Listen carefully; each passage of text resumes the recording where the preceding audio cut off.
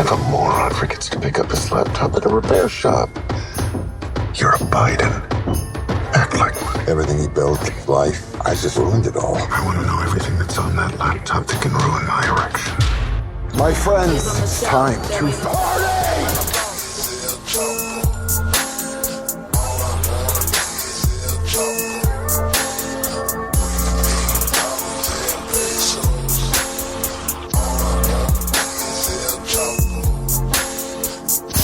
We interrupt the broadcast of this previously scheduled movie episode of Chapo Trap House to bring you the news that Her Majesty Queen Elizabeth II has died. Long live King Charles III. I know this is going to be a rough day for our British listeners or everyone who follows the show in the UK. We are going to continue with the movie episode as planned. We're going to leave you some time to sort of mourn the loss of your sovereign and just sort of take on what this all means. To our Irish listeners of the show, do you go off? You've been training for this day for years, and now the time has finally come. Just let it all go. Let it all That's loose. right. The 96-year-old lady just turned into dust like Yoda. She's owned. She's so owned. You guys want to hear some words that I wrote? Yeah. It's just like top of the head I came up with. Her Royal Majesty's passing is not only a tragedy for England, Britain, the UK, and Commonwealth, but all decent people everywhere. Queen Elizabeth was our last link to a lost age of magic and glory, radiating the world with light. After a life of service, she rests in God's kingdom.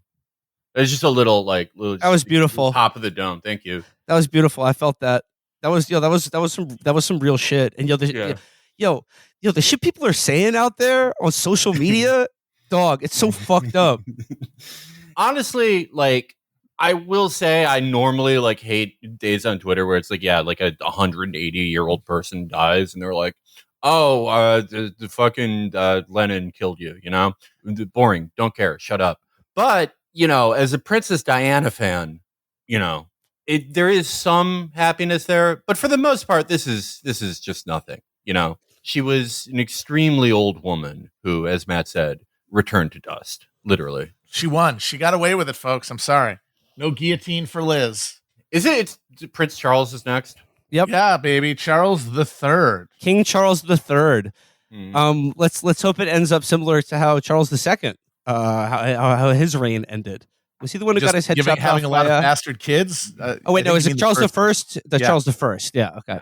I will say that Andrew Sullivan post was kind of made this all worth it. That was awesome. He had tears in his eyes from the bloody masterclass of the reign of the sovereign monarch Queen Elizabeth II. I think the tweet that I saw this morning that summed it up best for me was all of the jokes that you could conceive of about Queen Elizabeth dying, or all the ways you can make fun of British people being sad because their queen is dead, just pale in comparison to any sincere tweet by anyone who is a fan of the British monarchy. Nothing will be funnier than that. So, honestly, just like I said, if you're a British listener to the show, I'm sorry how terrible your TV is going to be for the next several weeks. Some of the worst television ever committed to film. I think the worst in a 30-year period, easily. Yeah. And if you're an Irish listener to the show, bro, we're on the way. We coming to Dublin for that pack watch. I got yelled at by a cop last time I was in Dublin. I'm not going back. I didn't like how I was treated.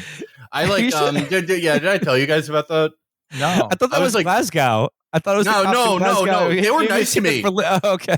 No, they were even though they gave me a ticket for throwing on a cigarette butt on the ground, which is where cigarette butts go, by the way. They were very nice to me. And then the tradie was like, "You don't have to pay that," whatever the accent is.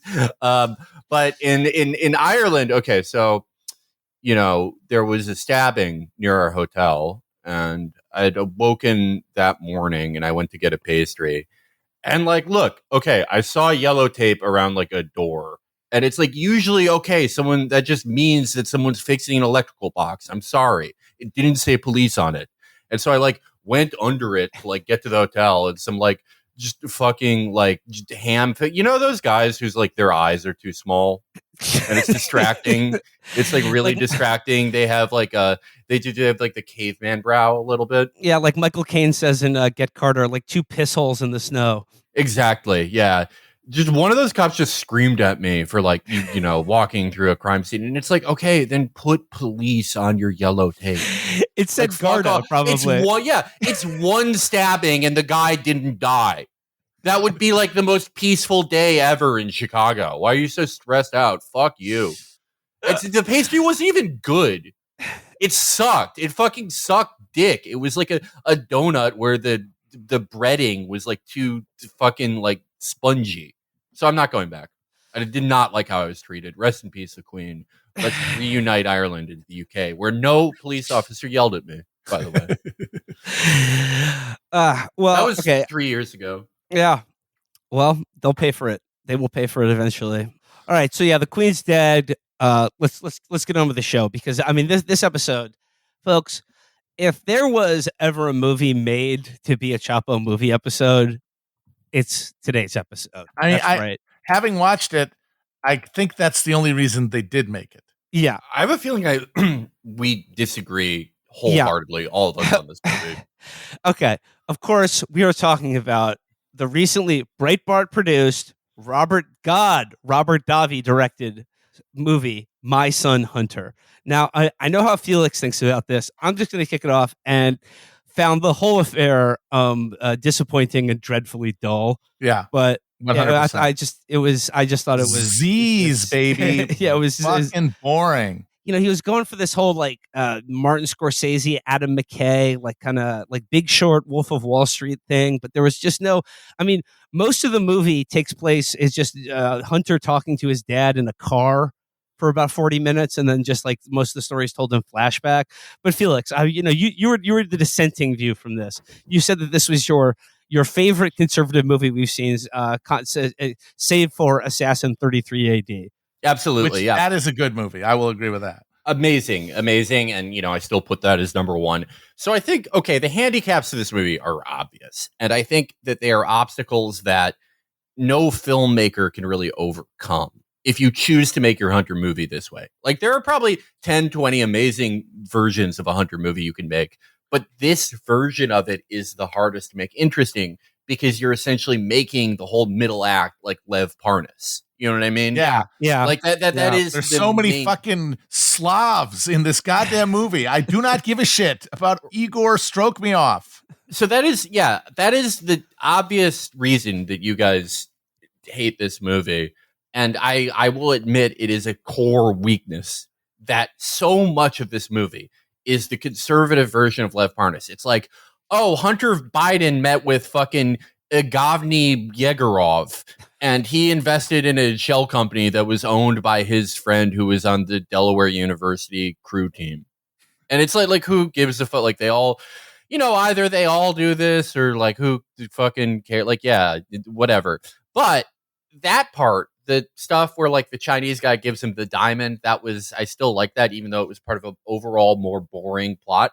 That is still not important to me as the very interesting job that Robert Davi does directing, the fantastic Biden they got, who, as far as I know, has never acted before, is literally a guy who probably went up to Robert Davi. What are you talking about? He was awesome. He was amazing. He chewed the scenery. That is shit, for one thing. That was very distracting. He looked more like Trump than Biden. No one looked like who they were playing. Lawrence Fox looks like he has been trying to get jaw cancer his entire life. He does not look like Hunter Biden.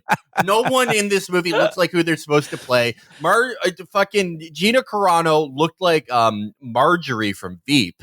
She's probably done the worst job in the entire movie. Is terrible dreadful. Actor. She sucks. But the guy who played Joe, awesome. I like what Lawrence Fox does with Hunter. You have to admit, my brother wouldn't have fucked my wife. Hard line. That went hard. And overall, I love this, and I think it's the second best conservative movie in the world. Baffling. I was very primed to like this, and like when you got talent like Robert Davi behind the camera, it's going to have a certain higher level of the quality. The sheen is better than most conservative movies. That's for sure. It's got a decent sheen. It actually kind of looks like a real movie. It was filmed. It was filmed. Okay, it was filmed in Serbia for about $50,000 or something like that. But no, this is true. The set that is their recreation of the Chateau Marmont was created in an abandoned sugar factory in Serbia. Yeah. But look, Davi, he's been around the greats. He's been around Verhoeven, John McTiernan. So he's got a little bit more flair to it, and there's a lot of like I said, Adam McKay, Martin Scorsese, like Wolf of Wall Street style, like breaking the fourth wall and like giving you information with this like a baffling decision to include a lot of animated clip art and like boing sound effects and like cash register sound effects to punctuate that the action. Stuff really annoyed me because that was endemic of one of the things that makes popular art of any kind really the most unbearable is the fact that most popular films, especially something that like this, where like they think they're getting the story out or whatever the fuck, assumes that the audience is stupider than the filmmakers. And so it has this, it's like they're instinctively like talking down to the audience, but they themselves are fucking morons. Well, yeah. And I think they could have solved that problem here if they were like, hold on, this Lev Parnas crap is really boring. Seriously, it's like if you're smart enough to understand, my audience requires boing noises and cartoon dollar signs bags to be bouncing around like Clippy to go understand what's happening, then maybe don't have 25 minutes talking about corporate governance of Ukrainian natural gas companies. I will say though, I mean, like as far as a bit of like a piece of right wing agitprop goes, I'm going to just say that like I take basically as true pretty much everything that this movie presents about Hunter Biden's laptops and his business dealings. Sure. And and like the centerpiece of the movie, like the media spiking of the laptop story is also essentially accurate in its depiction of what happened. And like, I take as read that Joe Biden and his family and his brother and with Hunter as the point man was doing all kinds of shady shit in Ukraine and China. And like, like I said, like I do not really take issue with any of the facts as presented in this movie. I will just say though, as a piece of right-wing agitprop, I was sort of stunned by essentially how sympathetic a figure Hunter comes across as in this movie. I mean, do you guys disagree with me there? Like, I thought it was just like I wasn't, it was like for a movie trying to like, I mean, I guess it's trying to say like his dad is the real villain and Hunter, they have like an Oedipal reading that Hunter really like secretly, subconsciously wants to kill his father. But yeah, like this movie could be made about any of Trump's kids. Like this movie could easily be my son, Don Jr. Like in every single detail. If you made this movie about Trump's kids, one of the advantages is it wouldn't be quite as boring, Yeah. Just because like their equivalent business deal is like, let's make the Secret Service, like let's make their burgers really dry, so they have to get more like rebranded Trump Hunt's ketchup, and we can build the Secret Service $70,000 in ketchup packets. It's very simple. It's very simple. It's not like he met Victor Grugan, and then he told him not to talk to the prosecutor. And then the prosecutor, like, he went to meet Joe Biden, and Joe Biden told him he had to leave the country. And that, like, just there isn't 45 minutes explaining, the natural gas thing or the Chinese investment thing. I do that the scene where, like, okay, the weirdest character in the movie, the prostitute liberal activist. Yeah. I think, she kind of like gives up the game of how much I think the more time they spent with Hunter, the more they liked him, honestly, where they're like, you hate your dad. Very interesting. Very interesting. Yeah. It did seem like they kind of realized, even as they were shooting it, like, oh no, like this is a classic character with a classic like fatal flaw and everything. And therefore we can't make him who we want to, although they do sort of at the end come around to him being a bad guy for the most disingenuous reason on earth, but we'll get to that. Yeah. All right, so let's go into the film itself. I would like to begin by just discussing the lead character, Hunter, is portrayed by the British actor Lawrence Fox. And I gotta say, like, he doesn't look anything like Hunter, but I didn't No. think it was like a bad performance. And Lawrence Fox is an interesting guy. He's like Gina Carano. He's sort of like a British actor who's been canceled for a various number of his public statements about wokeism, immigrants, trans people. He ran for mayor of London in 2021. He's sort of like a crank right-wing British actor, but he is also the son of one of my favorite actors, James Fox, who starred in two of my favorite movies of all time, Performance and Sexy Beast. Now, James Fox, interestingly, after he got done filming Performance, had a mental breakdown, retired from acting, and became an evangelical Christian. So, I mean, it's like an interesting family connection here. Also, interesting family connection for you, Felix. Can you guess what normal movie Lawrence Fox was starred in? Not starred in, but was a member of a large ensemble cast. That's right. Robert Altman's Gosford Park. So there was a traumatic childhood memory that was triggered when I was watching this movie, but I still, made it through off the strength of his performance as Hunter. I would say the best performance in the movie, probably. I'll say one thing I appreciated about it is that he doesn't really do a good American accent. No. But he does seem at times to be trying to do a Canadian accent, which is a very interesting choice for the character. I was intrigued by that. When he would say against, I'm like, all right, because I know you're not Canadian. Why are you doing that? And another thing I will say about, like, at least to the authenticity of Lawrence Fox's performance is that he looked absolutely drenched with sweat the entire movie. That's true. He was a wet boy. So it was just like, it was a really like kind of like almost unnerving and like grotesque portrayal of someone who is, geeked out of their mind 24/7. So, but yet at the same time, I thought it was like he did not portray Hunter as like a monster. He portrayed him as a sort of pathetic and tragic figure. So I think he brought his British acting chops to bear on this, and he couldn't help but find the vulnerability and the humanity in the target of this sort of piece of agitprop. So the movie begins with Joe Biden in a swimming pool.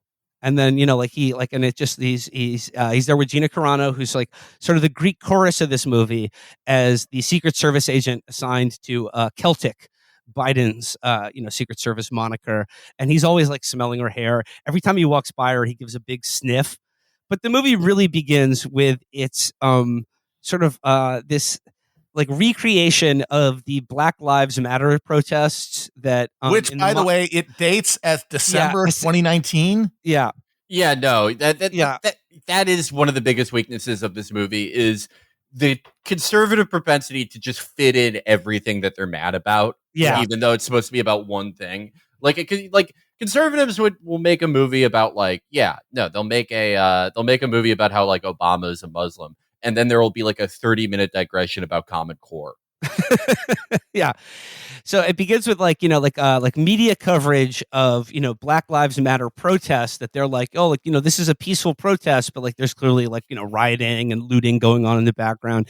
And we're introduced to the second lead in the movie who's sort of she's a young woman and she's there with her friends and they're like, we got to fight the fascist Trump government. We want equality and equity and justice, and like, it's all going off and, and then like the police come and they're like disperse citizens. And like, it was the portrayal of the Black Lives Matter riot was pretty funny because it was just sort of like what are they trying to say here? I mean, I know what they're trying to say, like, which is that in December 2019, every American city was razed to the ground, but they were trying to say that the media lied about it, and then that's supposed to reflect the way that the media lied about Hunter's laptop.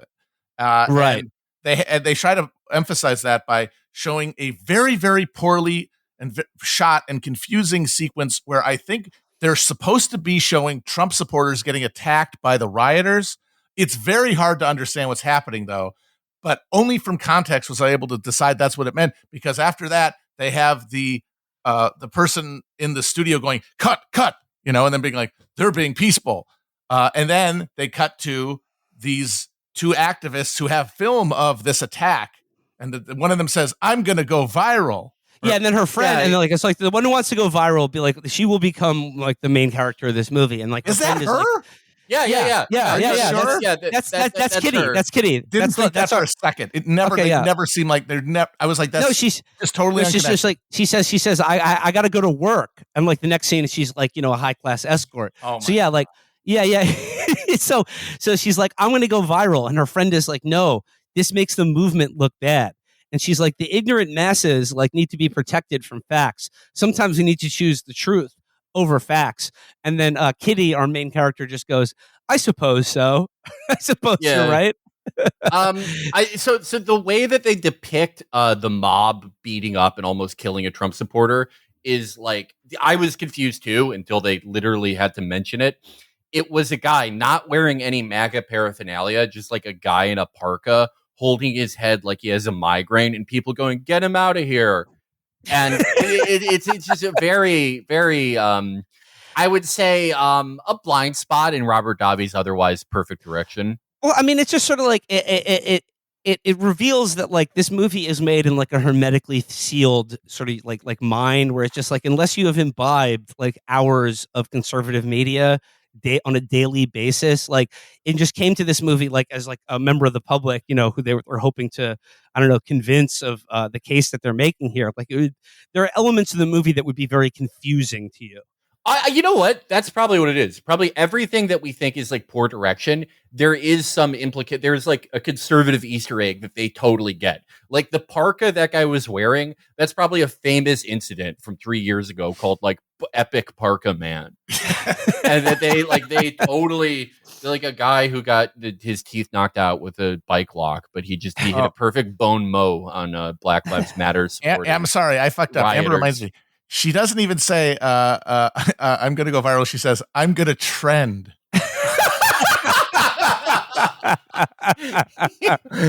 Oh, man. So one of the like sort of Antifa young ladies is like, okay, I got to go to work now. Then we cut to, it's like Hunter entering the club. It's just like he's shot from behind, long tracking shot, like the Copacabana. He's walking into the club. There's women everywhere. He does a line of coke. It's just Okay, By the way, he does a line of coke, and then he dusts off the table, and there's an entire other line there. That's exactly. I was going to say that showed that no one involved in this movie has ever been around drugs. Well, I mean, how's that possible? Robert Davi was in Hollywood for the entirety of the 80s and 90s. He was spending the whole time he would go to all those parties, but he would just be in the corner singing Sinatra. With a highball in his hand. It's a ring-a-ding-ding for you, baby. Oh, nice nose powder. Okay, so like the fact that Hunter just wipes off like 3 lines of cocaine. Okay, here's another example of a baffling and weird misunderstanding going on in this movie. Okay, so like the first use and very jarring, like when it's dropped in, the first use of like clip art animation to sort of like highlight in a kind of pop fun way like what's going on here. So like Hunter is coked out, and then like they have an animated heart on the screen that's like bumping, and it's like bing, Hunter's heart, and it's letting you know like, oh, like he's on cocaine, like he's dangerously spun up on drugs, and it's like the heart's beating faster and faster and faster. And then Hunter's like, whoa, hold on, I need to sit down for a second. He sits down and then just toasts up a big bowl of crack and just smokes it down. He's like, and the heart starts beating slower again. It's just like, wait a second. No, like it would be beating exponentially faster. Cocaine and crack are the same fucking drug. You don't smoke crack to like come down from a cocaine binge. But like throughout the movie, he's like, oh dude, I need to chill out for a second. Hold on, let me just fire up this crack pipe. They needed a drug consultant for this movie. There's a part where right after he smokes the crack, he takes a bottle of pills that like do not resemble any painkiller, benzodiazepine, or even muscle relaxer that anyone has ever seen. It's just like a bottle of aspirin, and he drinks it like it's a bottle of Gatorade. I don't think anyone has ever taken pills in that way. So, Kitty, the other main character, and most of this movie takes place is just like one night in a hotel between Hunter Biden and like the sort of high end escort that he has, you know, acquired for the evening and like falls in love with and spills his guts to. Is like it's Hunter telling his life story, or like not his life story, just the details of what's on his laptop to an escort. And Kitty, the escort, is like, you know, she was one of the Antifa protesters in the beginning, but like there's like she addresses the camera too when she's like, you know, getting dolled up to strip for Hunter and like the VIPs at the club, and she goes, don't judge me. I'm paying off my student loans. And it was like, if they had only written the movie in time to include a reference to Biden's student loan debt relief, like that would have been in there for sure. She's like, don't judge me. I actually don't need to do this because Biden paid off my student loans, but I'm doing it anyway because I'm a bad person. Major Swerve vibes from this movie. But so yeah, essentially those are the two main characters. And one thing I noticed in the movie is like I was like taking note of it like 15 minutes into the movie, and there was like no narrative momentum. There was no narrative established at all. It was just Hunter doing drugs and like partying. There's one scene where he talks to a dog. Do you guys remember that? Yeah. Like, so he talks to a dog in like cartoon thought bubbles. Yeah, so this is a very weird sequence, I will say, which I think this falls more on the script than the direction or the acting. He goes to the strip club, he like flings the entire line of coke off. He goes to the champagne room, is like, we're having a party, in my sugar factory hotel room. The Chateau Marmont.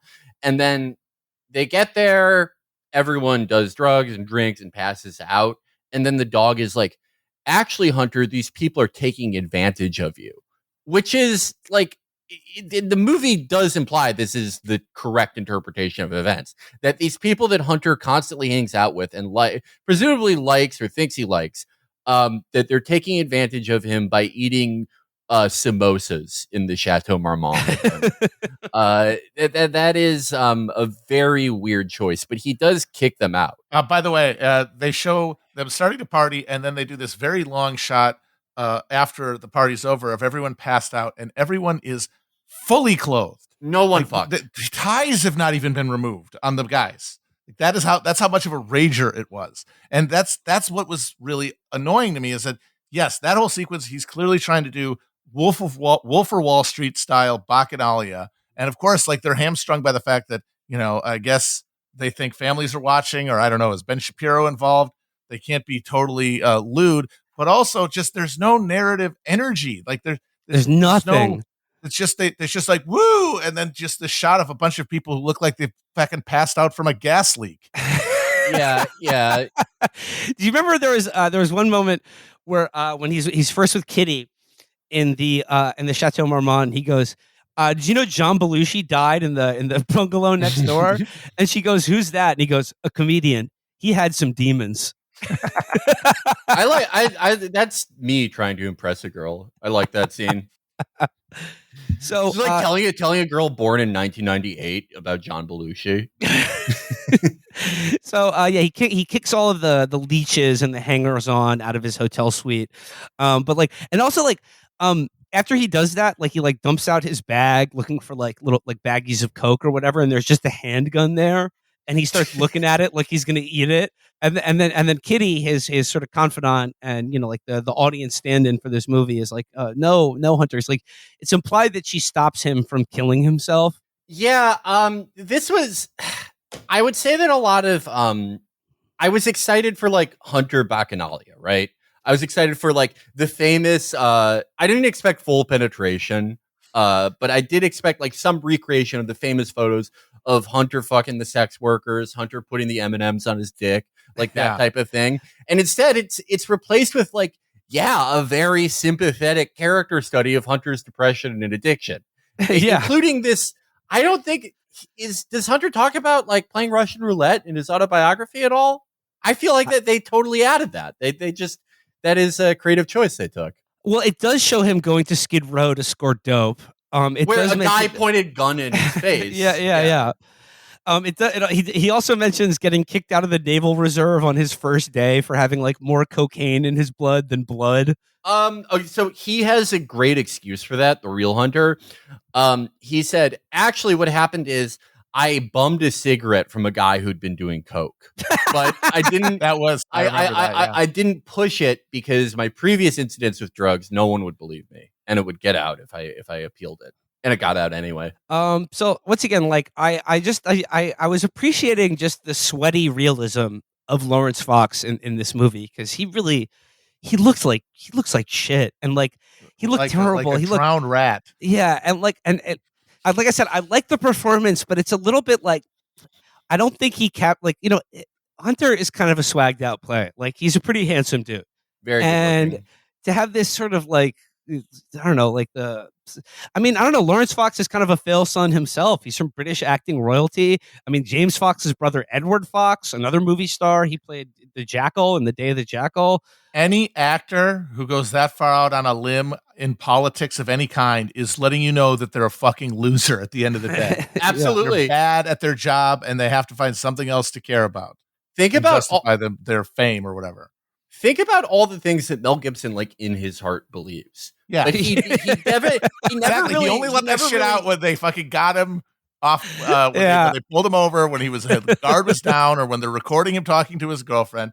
He absolutely had no desire to like run for office. This guy, he created his own anti-mass political party in England has run Lawrence Fox, in a bunch of races and has won 0 of them.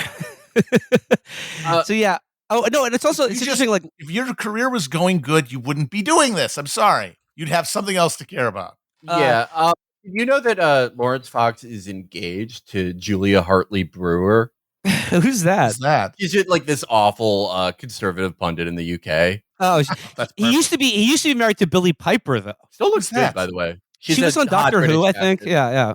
Christ, you're not a Whomstian? I resent every time I learn of a new Anglo. It's always infuriating. But like not just outside of like Lawrence Fox maybe bringing some of his own status as a fail son to bear and making Hunter a sort of vulnerable, sympathetic figure.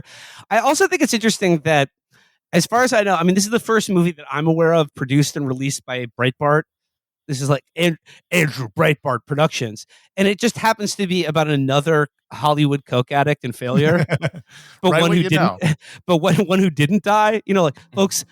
I like the coke addicts who don't overdose. I mean, seriously, they're about the same age. Yeah, they probably did a similar amount of coke. One of them's still standing. Who's got better genes? I bet they are probably Coke Spoon Eskimo brothers. Oh yeah. So so Hunter is like, after everyone's been kicked out of the party, Hunter is sort of like has let Kitty, the escort, sort of stick around, and he is kind of narrating his predicament to her. And he's telling her like what a fuck up and a failure he is. And then she's like, "Oh, it's not so bad. Like we all of us don't live up to the expectations of our parents. Like, hey, my dad's a judgmental asshole. He probably doesn't know I'm tricking to pay off my student loans." But he's like, no. You don't know the half of it. This is just the calm before the storm. Like, the hurricane that's going to come is going to destroy me, my family, everything. Speaking, of course, of the laptop. And at this point, Kitty doesn't really know who Hunter is. She just knows that he's a VIP connected to the government. Yeah. So at this point, Kitty is not aware that Hunter Biden is the son of the guy who's running for president against the bad orange man, as she refers to Donald Trump. But like, okay, this is when, and by the way, this is a half an hour into the movie. This is when the movie like begins to actually be a movie or have a plot or have really just any momentum at all. It's when Hunter gets a call and it's just like, "Oh, my dad is downstairs." Like, just when the Secret Service shows up in the bungalow, and Gina Carano's there, and he's like, "Oh, I know these people. I got to go with them." This is ridiculous how no one seems to realize that he's Joe Biden's son. That part is insane. That part is fucking insane. All these people are like totally transactional and are using him, not aware who he is. They just think he's a cool guy. Yeah, well, this is the guy that drugs lets us, and fun are on tap, and you don't ask too many questions. Yeah, this is the guy who lets us order, I don't know, apple pie turnovers and fall asleep with all our clothes on his floor. We've been doing it for 3 years. We love him. Who's his dad? What? So Hunter is escorted out of the Chateau Marmont to an SUV in which Papa Joe is waiting for him. And it's really funny. He's wearing a white bathrobe and a red scarf for this entire scene. Now, this next part of the movie is the movie. This is the next 40 minutes of the movie are Joe and Hunter talking to each other in the backseat of a black SUV, and then much of the plot is revealed in flashback. Because what's going on here is that Joe is like, "Hunter, I gotta know. I know you're a drug addict and you lie compulsively. That's what drug addicts do. But I need you to tell me the truth this one time. What is the deal with the laptops. And he's like, actually, Dad, there are 2 laptops. So this is where the movie, like, this is the hurricane that Hunter alluded to earlier, the thing that's going to destroy him and his family. Like his fuck up to end all fuck ups is the fact that he gave his laptop to a computer repair shop and then didn't pick it up after it was repaired for over 90 days. So it officially became the property. he just forgot about it. He just bought another one and then he forgot and then he had tried to get that one fixed. Amazing. And we all know what's on the laptop is just, thousands of pictures of him and his dick and just doing drugs, getting fucked. And then I'm sure, and then a lot of his shady business dealings. So it's the shady business dealings part where the movie really grinds to a fucking halt, even though I believe all of it to be true. Yeah, there is so I'm interested by all the Hunter laptop stuff, but it's weird, right? You have to sift through two rivers, kind of. You have to sift through the liberal media river of none of this is accurate, Russian media op, and then a year later, actually some of it's real. But then on the conservative side, I remember I read an in-depth conservative article about the laptop. And one of the things they claim is on there is a notes app document where Hunter just writes out money I made in 2017, $973,000 and 671 cents. It just writing out his income in a way that no actual high income person would ever write it out. So it is hard to tell what is when it comes to Hunter's laptop. Again, I believe all the photos are accurate, and there's probably some stuff about why was he on the board of a Ukrainian natural gas company? What the fuck does he actually know about that? But why are arrested Chinese government officials who are getting busted for doing securities fraud shit calling up the Biden family? Why is that happening? Yeah, no, and it is the thing that everyone in his position does, but he's just special because of the air of drama around him and the fact that God chose to make him handsome, which means he's probably a good person at the end of the day. Let's be honest. Okay, so we get a lot of the Joe Biden in this movie, who's portrayed by a former Days of Our Lives soap actor who's also taken a few stabs at running for office as a conservative Republican. But yeah, the guy who plays Joe Biden apparently used to be a big hunk on daytime soaps, and he had thousands and thousands of female fans. So he didn't look like Biden, but I feel like I could see why you enjoyed this performance, because in the backseat part of the movie, we get sort of Joe Biden's greatest hits. We get all of the things that have been because he's always saying things like "come on, man." We get his verbal miscues and malapropisms. He refers to the laptop as the top lap at one point.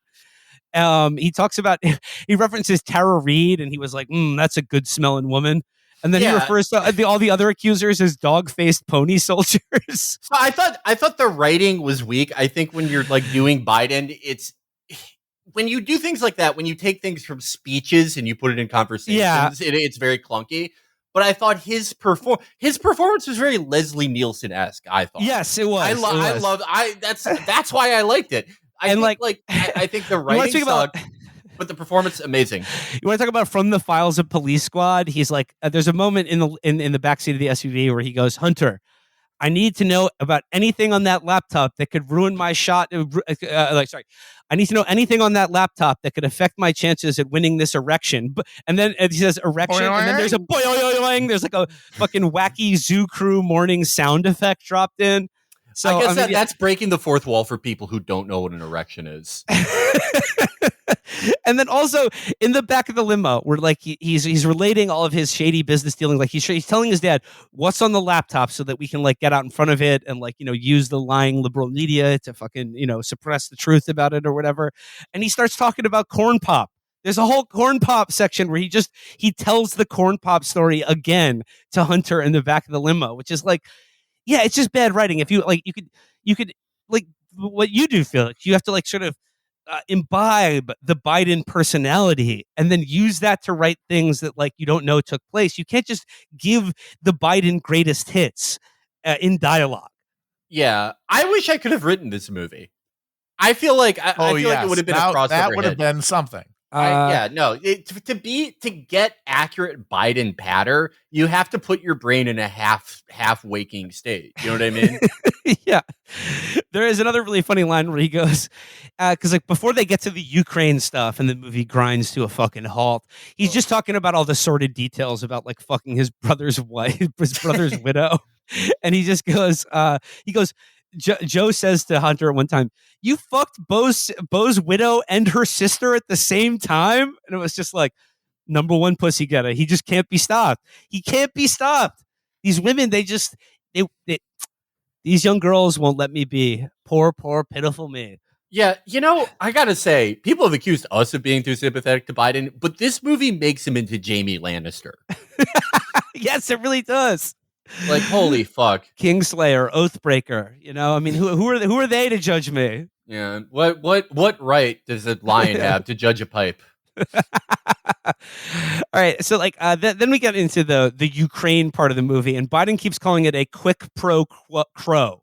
He keeps referring to a quid pro quo as a quick pro quo. They even flash it on the screen at one point. Yes, to just let you know that this is an oafish misunderstanding of a popular saying by Biden. I don't know. What do they say? I'll say, okay. Oh, wait, no. Here's where I know where I'm going. While Hunter and his father are in the SUV, at this point, Kitty has she has seen him get into the car with Joe Biden, and she's going, "Oh shit. Now I know who he is. This is the son of the former vice president. This is Joe Biden's son." She then goes back up to the hotel suite and begins Googling Hunter Biden's scandal. No, not Googling. I believe it was Googling. Yeah. Some sort of, it's an off-brand Google, which I only point out because later on a guy says Google and Facebook suppress it. So it's like, why would you do that? Yeah, why would you just put Google? So if you're gonna say it, you should put it. So she, in quotation marks, she Googles like Joe Biden's scandal. And then all the results are like, Jill Biden's top 5 tips for this Valentine's Day or whatever. And her rabbi, her Sherpa for like red pilling her that the media is lying to you, is a previously unnamed black character who's sort of like Hunter Biden's security for his hotel parties. This character's name is Tyrone. He is named at one point in the movie. The black guy in the movie is named. Yes, it's Tyrone Smithers. And he's the one who just starts telling her, she's like, hey, like, I don't see any stuff about this like on the news, and then he tells her like you have to look at like the alternative media. You have to like the mainstream media censors all this, and she's like, but these are like right wing propaganda sites. Like, isn't this like white supremacy? And he's like, yeah, that's me. I'm the black white supremacist. Like, come on. Like, he's like, this is the truth here. So she begins to get red pilled as to like the way the mainstream media has been covering for the shenanigans and hijinks of the Biden family. I think every conservative movie that we're going to see from now on will have a based black guy character. Yeah. It's the de rigueur. Yeah. That is a hallmark of like post-Trump conservatism. Well, speaking of post-Trump or Trump conservatism, and just the thing I think I found very funny about this movie is something that like, a movie that's like essentially intended to be a brief on behalf of Donald Trump being the legitimate president of America, that, he is somehow better than Joe Biden and his family. At one point, Kitty says to Tyrone, she's like, "Is this illegal?"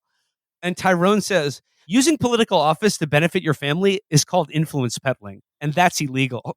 And it was just like, come on. Like, I mean, I know this is a movie that's sympathetic to Trump and his family, but come on. Like they're the kings of fucking influence peddling. Yeah, and I guess the argument there is just that they're like not as good at it. I guess that the yields are smaller. Or that they didn't do it to the communists. They didn't do it on behalf of the communist Chinese. They did it on behalf of the Saudi, the based royal family of the Sauds. Yeah, I would say that the character of Tyrone presents, I think, a strength and a weakness to this movie, which is how boomer it is. Right? There's been a lot of hay made about like youth reaction and. It's nothing. If you actually look at like how many people are attending church, if it keeps going at this rate, there'll be 11 Catholics in America by 2030. But this movie, instead of taking like the youth reaction Trump based approach of, it's good to be racist. It falls back on the old conservative, and I think still the majority position of Republicans. Yeah, absolutely. The Democrats are the real racists. Yeah, absolutely. Oh, actually, everyone in Black Lives Matter is white. And it's just like a very antiquated seeming thing. But I do think that if you talk to most Republicans, they would still have that posture. Yeah, absolutely.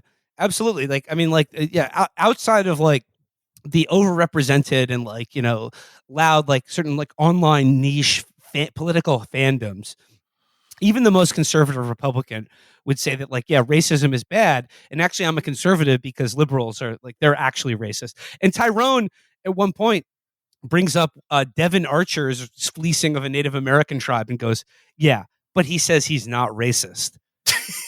Yeah, I love when conservatives get really into Native American stuff. Well, most of them are 1/16 Native American themselves. Yeah, that's Caesar Sayoc claimed to be a 100% Seminole. I will say, I don't know, Matt, I bet you caught this. In one of the kind of recreations of their shady Ukraine dealings, it's Joe and Hunter doing a deal, but standing in front of a movie projector that is playing Battleship Potemkin on like a giant wall behind them. So I was like, you know what?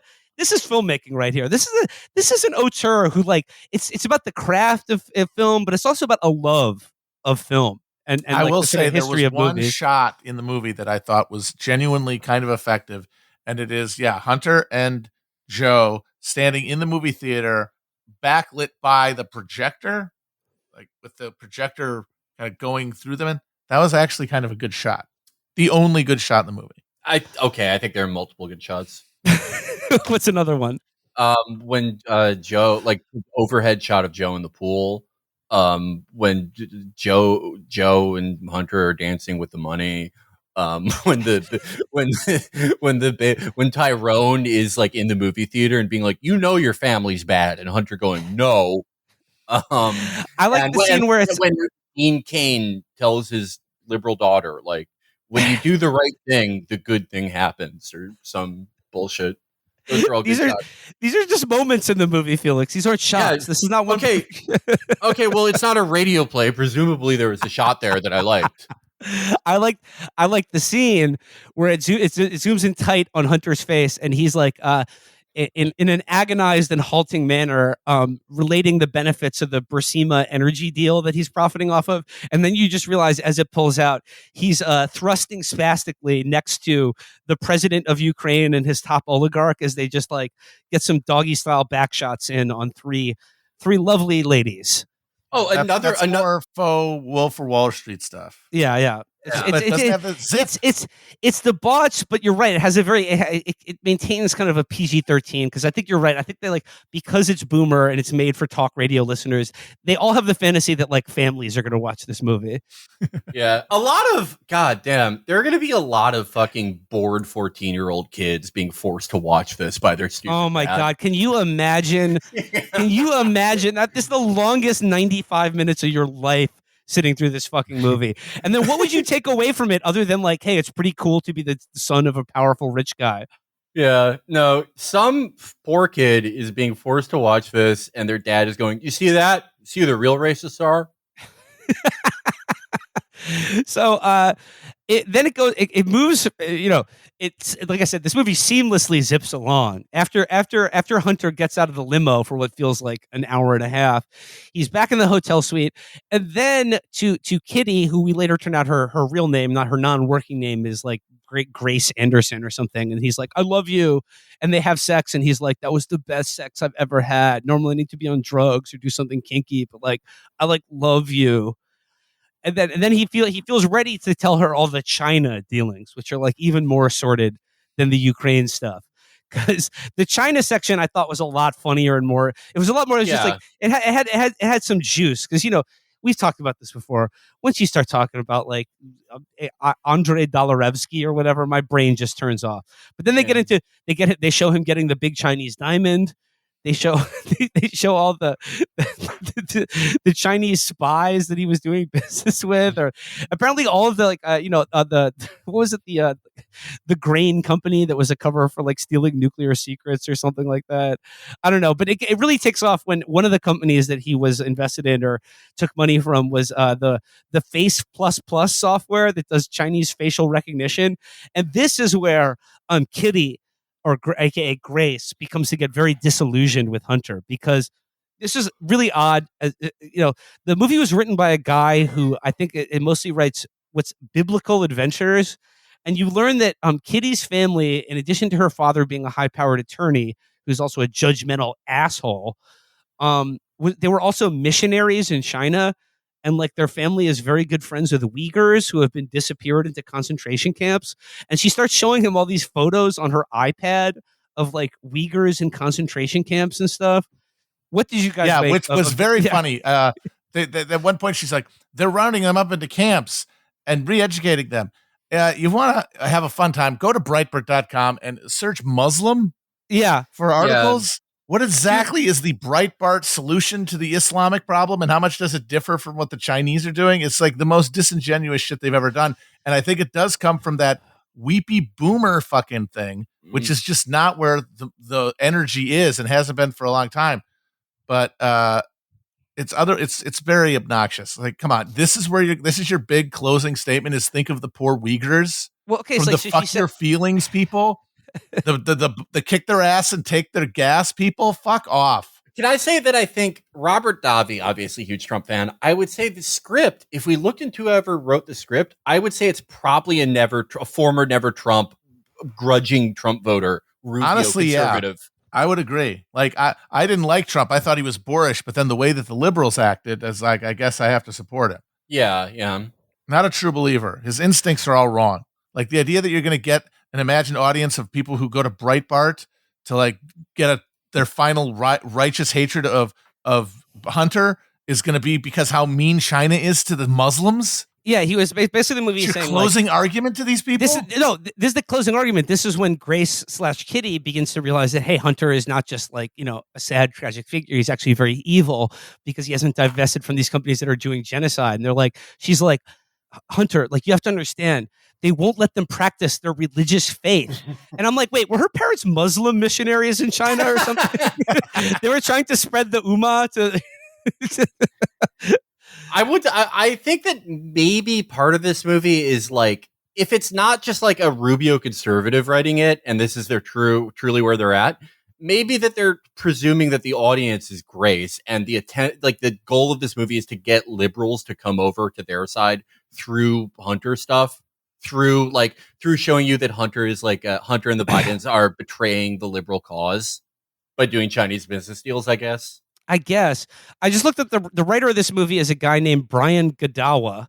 And like I said, I think most of his movies, like most of his screenplay credits, are like TV documentaries called Lines That Divide, The Great Stem Cell Debate, and Wall of Separation. Stem cells? Are you fucking kidding me? Yeah. This guy cells. Send this thing from a time machine? Yeah, he's like, he's written by, it's a weepy evangelical guy, so that's why we get all this shit about the Uyghurs at the end of the movie. Worst possible person to write the Hunter Biden movie. Yeah. But yeah, so it's like, the closing argument at the end of the movie is that China is rounding up ethnic and religious minorities and putting them in concentration camps. It's like, as you said, Matt, perfectly, like the Breitbart audience of that movie for watching this movie is going to be like, yes, please, can we have some more of that in this country? That's based, is what that's called. Yeah. So yeah, so like there's all. Oh, okay. So at this point, Kitty is like, I need to leave, and then Hunter gets a call from his dad that says, "Oh, like Trump has just been impeached over the Lev Parnas call, over the perfect phone call," and then he's like, "Oh, sweet, like I'm in the clear. Like the media is just going to focus. Everyone's going to focus on this. Everyone's going to forget about all the Uyghurs I helped put into detention camps or whatever." And then he realizes like, oh, like he can't have Kitty back because she's having a crisis of faith. And at this point, Tyrone reveals that he has recorded their entire conversation. But like, this was another part that made no sense to me. Because like Tyrone has not been in the room with them for like, he's just hanging out outside, and he takes a tape recorder out of his pocket and then plays back to Kitty Hunter saying like, yeah, I did the Burisma deal I did all the foreign corruption for my dad. He was in on it. It's all true. I'm a criminal.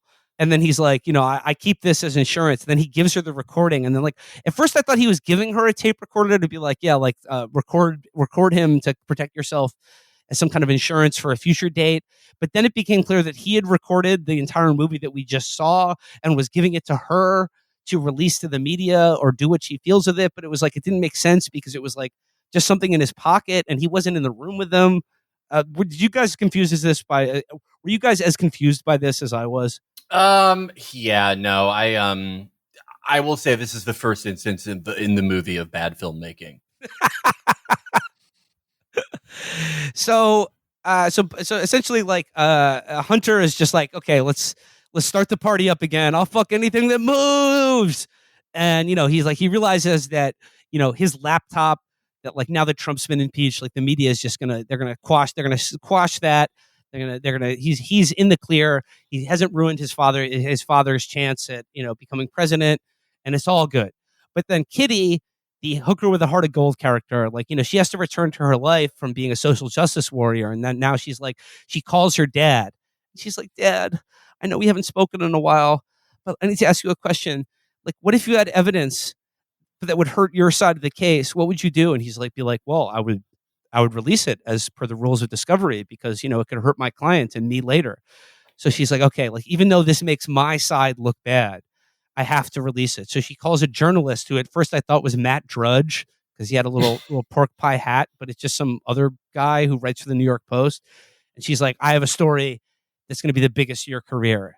I can't do it over the phone. We have to meet in person. And then they like meet on a park bench and she's like going to give him a recording of Hunter Biden confessing to crimes. And he's like, I can't touch this story. No one would take it seriously. It's like maybe the New York Post and Fox News would cover it, but then no one else would. So it would go nowhere. And I was just sort of like, what? Like, I don't know. Like this is the movie gets very, it falls apart. If it had, I did enjoy though that when she calls up her lawyer, her reporter friend, he has an old timey hat on and is writing on a manual typewriter. Just so you know that he's a real shoe leather reporter. Once again, dumb people making condescending films. That's what you get. You just He didn't have a little press card in his hat. That was the one note they missed. There is. I remembered my favorite part of the movie just now that had completely escaped my memory until this moment. The scene where the otherwise dreadful Ukraine part, where all the oligarchs and like the prosecutors are sitting around talking about the deal. How like one of the oligarchs goes, "Don't forget my cut," which is hysterical because it's like, okay, so you were afraid that you were conspiring pro bono. Very, very good. Hallmark of a Rubio and screenwriter. Well, I'll tell you my favorite part of the movie, which happens right now at the very end. So Kitty decides to, as she did in the very beginning of the movie, she was like, I'm going to trend. Well, she decides to just put out on Twitter herself the Hunter Biden recordings. And this is when the movie becomes kind of like an alternate reality. It suggests an alternate reality.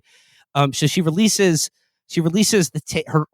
Tyrone's recording of her and Hunter's magical night together, where he confessed to all of the influence peddling and all of the foreign corruption and undermining America through Chinese Communist Party. And then then the movie on screen shows a barrage of hateful abuse, let's get this whore, you fucking bitch, like hashtag Antifa, hashtag Antifa, get her. And then she's like looking sad, and then out of nowhere, one of them was, on the screen, I am triggered. Yes. And then, okay, so like, I am triggered. Let's get this bitch. Hashtag Antifa. Hashtag social justice. And then after this cascade of abuse, just out of nowhere, and then on screen, Rudy Giuliani's Twitter avatar pops up, and it says, Rudy Giuliani, hi, I'm interested in your story. Talk about someone who would sniff someone's hair. Just, I like there is one touch of filmmaking I love with her while she's like releasing the tapes, the way that they de-horror her. Yeah. They like Oh, yeah. every scene after after Dean Cain brings her back to the light side. Dean Cain does not play her father. It's just the Dean Cain. Who the like, fuck who was that? He's just some not- guy. Some guy. Oh, just some other guy with a huge face. Yeah. I didn't even look it up. I was You like, look kinda that has Paul to be Dean Cain. Manafort. Oh, maybe that's who they implied who it was. Maybe that was supposed to be Paul Manafort. But yeah, after the, I guess, other big face actor dad tells her, every scene thereafter, she is wearing the most clothes ever. Yeah. Every scene you see her after she becomes good, she's no longer a whore, and her typical outfit will be like a sweatshirt, overalls, a parka, a trench coat, and A prairie dress. a prairie dress, and 3 layers of hats. Well, because this movie was written by a weepy evangelical guy, there had to be like, because again, Robert Davi spends a good 5 minutes filming the actress who plays Kitty's ass in this movie, like at the beginning when she does a striptease for Hunter. Like, she is tarted up to the max, and I gotta say, quite attractive. But then, like, once she starts alluding to, like, yeah, I have a bad relationship with my dad too, he's a judgmental asshole, I was like, okay, I can see exactly where this is going. And then at the end, where she calls him and like he helps her or whatever, and then he's there for her, like, they have to have this reunion where she, like, as Felix said, she becomes de-whored and has to return to the loving embrace of her stern, judgmental father, who was again a Christian missionary in China. Or actually, no, sorry, a Muslim missionary in China. Yeah, he was, right. He was very upset at his daughter's immodesty. The part that is like the very end thing is this: she gets back with her dad, who, and we've established very tentatively, just, because you have to read through the chicken guts to understand anything in this fucking movie. Oh, her dad's a judgmental asshole. That means he's a Republican, Christian conservative. Know that she is Antifa. And this movie, at the end of it, she's reconciled with him. And it answered the question that I had when I was watching the rest of this movie, which is, who is this for? What's the idea behind this movie being made? Because it's all this tedious explanation of Hunter's shenanigans, but people who are Breitbart listeners or readers or whatever, they already know all that stuff. Who are you telling? Who cares? And I realized the fantasy of this movie is, if I could just get my kid to watch it, they'll start talking to me again. I think that's what the end is. It's like, here it is. If they knew the truth about Hunter and they knew what the media was doing and how they were lying, and the kids, they're not going to read the websites. They're going to do their own research, but they might watch a movie. Yeah. Maybe if I can get them to watch this movie. And like, okay, I mean, we've watched so many of these conservative films, and I think that is the baseline motivation behind almost all of them. And I think, like, you bring into like my I guess my final statement, like the feeling that this movie left me with at the end, because it proposes this kind of like alternate history ending where you see Trump is reelected because the media covers the story. She breaks the story about the Hunter Biden laptop after the media tries to suppress it. And if people had known the facts, the outcome of the election would have been different. And we would have been saved from, the depredations of Joe Biden in the White House. Right? There's like a little fantasy. There's a little fantasy. They show Hunter gets arrested and Trump wins in a landslide. They show the reporter going, yes, as they announce that Trump wins. But then, it's all a dream. We can't have that. And then she's like, she's like, I guess that's the truth about fairy tale endings, or like maybe in today's world, like the truth is the fairy tale, or some bullshit like that. And then the movie, and then the movie ends with this montage of like dozens and dozens of like real news reports on like MSNBC or CNN referring to the laptop story as Russian disinformation. And I thought this was actually pretty funny and effective, because it's like, look, the movie said like at one point in the movie, Joe Biden's like, don't worry, like we got the Russian disinformation line. They'll just discredit anything by saying that. And then you see it really happen. And I was, watching this movie thinking to myself, like, if I cared or like was sympathetic to the political vision of this movie, like, God, that would piss me off so much. That would piss me off so much. And then they give you these end cards, like, stating the facts about like, the media, like Google, Facebook, they did actually like fucking lock down like anyone sharing stories about that. They deemed it Russian disinformation, and like fucking what we all agreed on at the time and now was a huge fucking conscious assist to drag Biden across the finish line of that election. And like, they made their choice. He was Trump is bad for business. Get him off. Like, get him out of here. And it has the end cards where it gives you like, black background, white text. like like the truth of what happened here. And I'm thinking to myself, like, if I was at all sympathetic to the political worldview of this movie, like, yeah, like I would feel so angry. But then I realized this is the exact same feeling I have in the exact same way that every liberal issues movie ends. This is like an Oliver Stone movie. Like, this is like, they just tell you at the end, like the truth comes out, like, but it didn't matter or whatever. And I just like, it dawned on me that like conservatives have now settled into like loser mindset in movies where like they can't change reality. They can just like, oh, if we get the truth out there through our art, then like maybe people will be different, or maybe like the masses will rise up. And I'm like, dude, I've been watching liberal movies about issues like the Vietnam War or fucking assassinations or the war on drugs for years now. They all end the same way. Reality doesn't change. And like, I was like, they've become like the liberal loser mindset where they're like, we can use art to change reality. But that's all they ever really wanted. All they ever wanted was to be able to tell themselves their own stories, because there is something unfair if you are a conservative of, I want to watch a story. I want to watch a special story that makes me feel good, and have to rely on the stories that liberal Hollywood's going to tell you. And that there's this deep yearning for some high budget, decent production value stories that affirm me in the same neutering, pathetic way that it affirms liberals. And then once you get it, that's really all you want. If they're still pissed, it's because they have to fucking go to Breitbart.com and put in their email address and then get a link and to watch it on their computer. Well, I mean, I can't wait to see conservative Restrepo.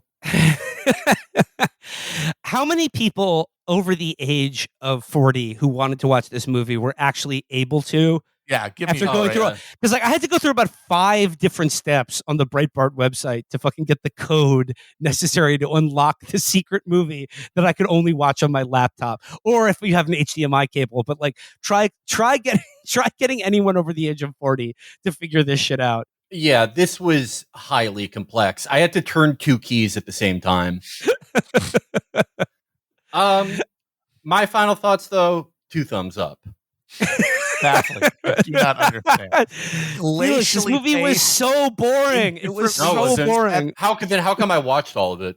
Well, there you go. You got me there. And it's not just because the summary wasn't on Wikipedia yet. I enjoyed it. If your dad is mad about Glenn Simpson, watch this with him. It's a nice activity, and then maybe you could stop being a hooker for presidential sons. Wear some more clothes around the house. I don't know. I hope Robert Davi. I mean, this is actually apparently Robert Davi's 3rd movie. I don't know what his other 2 movies are. Yeah, he's directed 2 other movies, but I'm hoping that this leads to a Davi-sance. Absolutely. In our culture, I want to see. I would just like to hear more from Davi. And, like, again, he needs to bring back the Rat Pack, him and Frank Stallone. Yeah. God. Like, oh, man. Like a conservative version of the Expendables with even older and more C-list actors than the ones they had in the Expendables. Oh, yeah. Frank Stallone, Robert Davi, Nick Searcy, John Voight. Basically everyone who was supposed to attend. And first of all, why wasn't John Voight in this movie? Baffling. Huge oversight. Like, come on. He would have been a good Joe, I think. Or James Woods. Yeah. James Woods also. Okay, they got John Voight and like fucking William Forsythe and Steve Guttenberg to be in that awful Roe v. Wade movie, which is genuinely one of the worst things I've ever seen. Like, this movie is considerably better than I'll give you that, Felix. This is not nearly as hateful or excruciating to get through as the Roe v. Wade movie. That was in the bottom tier. I don't know, though. The thing is, that movie had Jamie Kennedy in it, though, and his performance in that film is one of my favorite things of all time. So I'm torn. Yeah, well, I put this in the highest echelon of conservative films. I'm excited to see. Hopefully, Robert Davi does not die soon, though. I think that I don't know. He's a very old man, but I hope he has a Clint thing where directing movies keeps him alive, so to speak. Yeah. And I hope he has a Clint thing. I hope Breitbart gives him carte blanche to do whatever movies he wants to do, just to get the suits out of the room and just get some real conservative art out there. Absolutely. So yeah, that was My Son Hunter, a Chapo movie episode. And one of the best movies of all time. Shut the fuck up. Until You gonna let him talk that way about movies? Watch Performance, starring Lawrence Fox's father, James, the movie that made him lose his mind and become a British evangelical Christian. What the fuck? That sucks. That sucks. That's not good. That's and then see him come out of his mental breakdown and then his return to movies in the 80s and 90s. He is the banker in Sexy Beast. Men or women? Mo. Yes. Sexy Beast, Performance, two of the greatest movies ever made. Watch those, not this piece of shit. Till next time, guys. Bye-bye. Hey, episode not over. We're back, baby. That's right. Time to plug the tour, but not just plug the tour. For you, the listeners, this is maybe the first time ever. Don't get comfortable with it, but we have listened. We have listened and we have pledged to do better. That's right. All of our upcoming tour dates will not, I repeat, not ever be released as an audio episode. These are like Tibetan sand mandalas. They're beautifully constructed, and then when it is over, it will be tossed into the wind, never to be heard again.